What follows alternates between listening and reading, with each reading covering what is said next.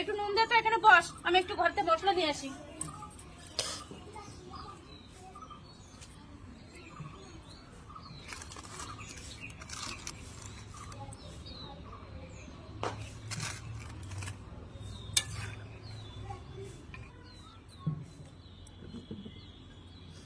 দিয়েছিস?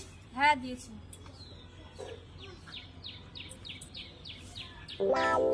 দেখ, খেয়ে দেখ তো একটু, খেয়ে দেখ।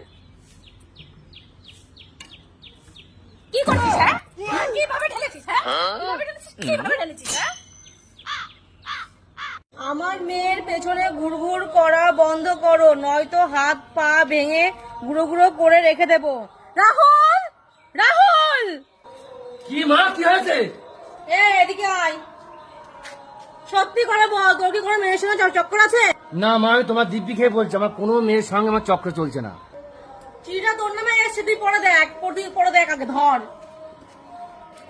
আমার মেয়ের পিছনে ঘুরঘুর করা বন্ধ করো, নয়তো হাত পা ভেঙে গুঁড়ো গুঁড়ো করে রেখে দেবো।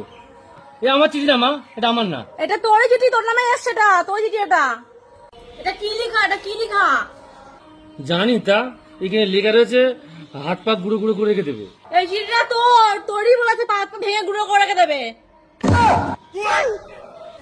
তোর কথা না ভাবিস, তুই আমাদের কথা ভাব। তুই তোমাদের একটাই ছেলে, বল আমাদের কি হবে, বল আমাদের কি দেখবি, বল বুড়ো বয়সে। ভুল হয়ে গেছে মা, আজকের পর থেকে আমি কোনো মেয়ের সঙ্গে আর কথা বলবো না মা। কিন্তু মা, আমি একটা সমস্যার মধ্যে পড়ে গেছি। আবার কিসের সমস্যা? কিন্তু মা, এই চিঠিতে কোনো মেয়ের নাম তো নেই, আমি কোন মেয়ের সঙ্গে কথা বলা বন্ধ করবো?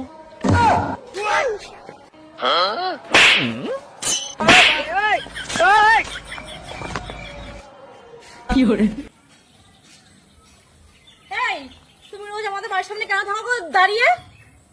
তোমার বাড়ির সামনে আমি দাঁড়াইনি, আমি রাস্তায় দাঁড়িয়ে আছি। ঠিক আছে, তুমি ওইদিকে যে দাঁড়াও, আমার বাড়ির সামনে দাঁড়াবো না, যাও ওখান থেকে। আমি তো এখানে দাঁড়া থাকবো, তোমার যা করার তুমি করে নাও। এই, আমার মুখে মুখে তর্ক করো, দেখবে মুখে মুখে এক মারবো। ও মা, ওর সাথে ভালো মতো ঝগড়া করে কোনো লাভ নেই, চলো তো, আমার পড়তে যাওয়ার লেট হয়ে যাচ্ছে, চলো। তুই ওখানে দোকানে দাঁড়া, আমি মেয়েকে পড়তে দিয়ে আসি না, তোর ব্যবস্থা করছি আমি।